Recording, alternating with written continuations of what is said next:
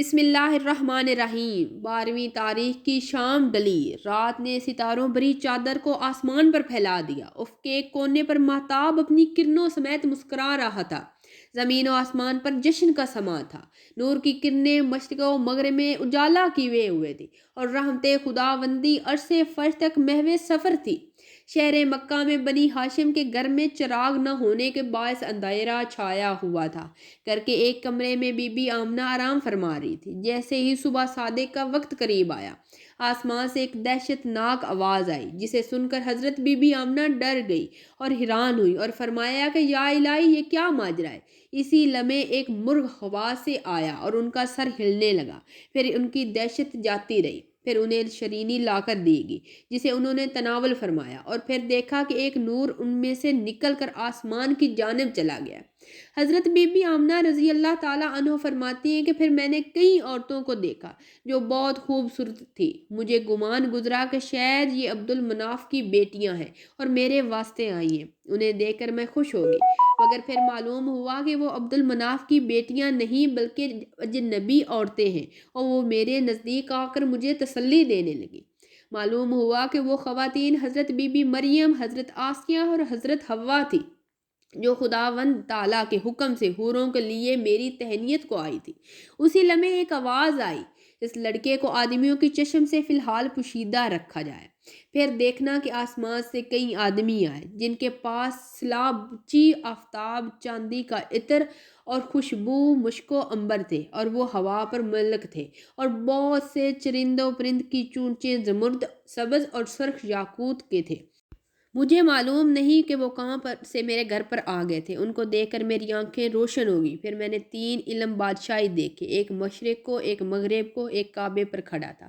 اسی لیے میرے کمرے کا دروازہ غائب ہو گیا، اور پھر آواز آئی کہ نور سلطان، نور آخر زماں، عالم خلوت سے عالم صورت میں آئے۔ اس وقت آفتاب سعادت سے برج اقبال طلوع ہوا تھا، اور اسی وقت آپ صلی اللہ علیہ وآلہ وسلم پیدا ہوئے اور اپنی روشن پیشانی کو زمین پر رکھ کر خدائے بزرگ و برتر کے حضور سجدہ کیا، اور پھر ہاتھ اٹھا کر کچھ مناجات کی اور کلمہ پڑھا کہ لا الہ الا اللہ آنا محمد الرسول اللہ۔ اس کے بعد ایک سفید ابر نما ہوا، میری گود سے حضرت محمد مصطفیٰ صلی اللہ علیہ وآلہ وسلم کو لے گیا۔ اتفاق سے گھر میں چراغ نہ تھا، مگر آپ کے نور سے اتنی روشنی تھی کہ اگر کوئی چاہے تو سوئی میں دھاگا بھی پرو سکتا تھا۔ اس کی روشنی ملک شام تک نظر آ رہی تھی۔ اسی لمحے غیب سے آواز آئی، آپ صلی اللہ علیہ وآلہ وسلم کو مشرق و مغرب اور تمام جنگلوں میں لے جا کر پھراؤ، تاکہ تمام خلائق میں ان کا نام ظاہر ہو جائے۔ اور پھر ایک سفید ابر نمودار ہوا، جس سے آواز آئی کہ اس کے پیغمبر کو، نور کو، پیغمبروں کی ارواح مقدمہ پر لے چلو۔ اور وہاں سے دوسرے سفید ابر سے آواز آئی کہ آپ صلی اللہ علیہ وآلہ وسلم بادشاہ ہیں، ہر 2 جہاں کے حلقہ اطاعت میں تمام خلق رہیں گے۔ پھر 3 افراد جن کے چہرے مانند آفتاب کے روشن تھے، ایک کے ہاتھ میں آفتاب چاندی اور دوسرے کے ہاتھ میں تشت سونے کا اور تیسرے کے ہاتھ میں سفید ریشمی کپڑا تھا، انہوں نے نبی آخر الزماں کو پہنایا، اور پھر سفید ریشمی کپڑے سے ایک انگوٹھی نکالی۔ آفتاب کے پانی سے سر تن محمد صلی اللہ علیہ وآلہ وسلم کا دھلا کر ان کے دونوں مونڈوں کے بیچ میں اس خاتم سے مور نبوت ثبت کر دی۔ پھر اس سفید ریشمی کپڑے میں آپ صلی اللہ علیہ وآلہ وسلم کو لپیٹ کر مجھے دے دیا۔ ان میں سے ایک شخص نے آپ کے کان میں بہت کچھ کہا جو آپ صلی اللہ علیہ وآلہ وسلم دریافت نہ کر سکے۔ باقی دونوں نے آنکھیں چوم کر کہا، آپ صلی اللہ علیہ وآلہ وسلم، اللہ تعالیٰ نے آپ کو علم بخشا، جمع پیغمبروں سے علم اور حلم تم کو اور زیادہ دیا ہے۔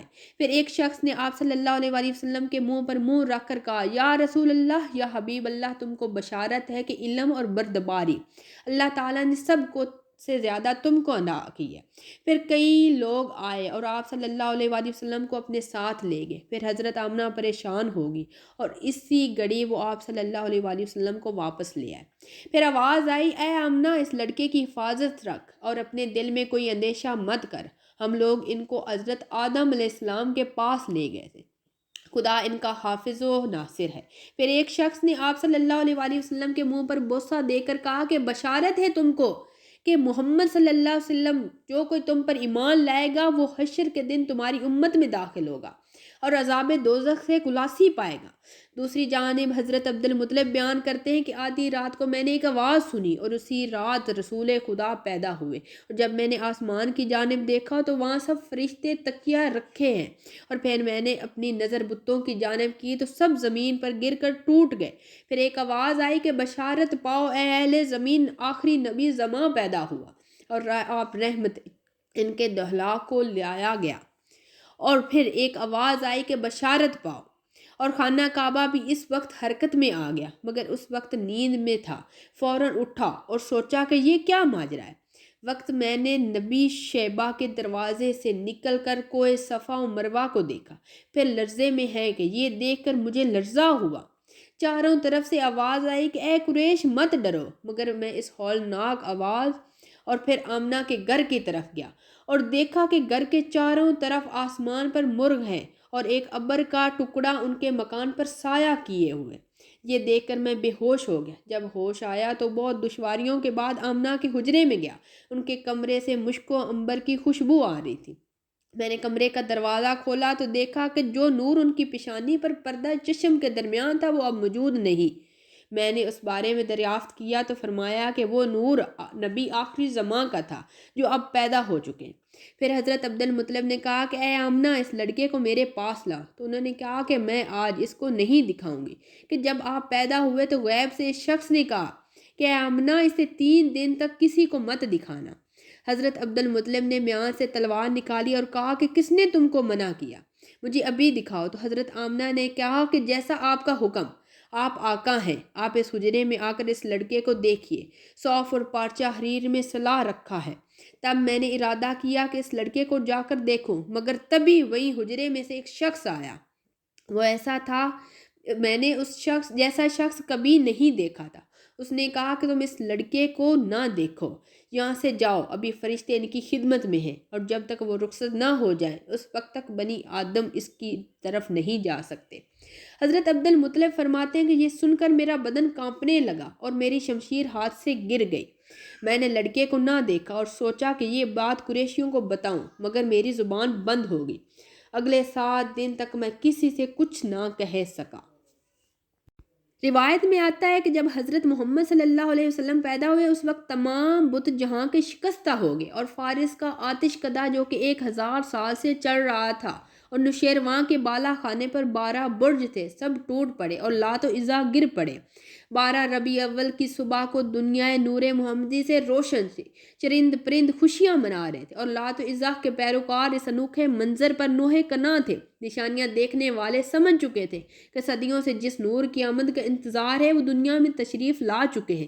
وہ صبح نرالی تھی، ہر گوشہ نورانی تھا، ہر جانب چہل پہل تھی، ہر شے اس بات کی ضامن تھی کہ پیغمبروں کے سالار، حق کے امین، صداقت کا پیکر، نور جہاں، خاتم الانبیاء، نبی آخر زماں حضرت محمد مصطفیٰ اس دنیا میں تشریف لا چکے ہیں۔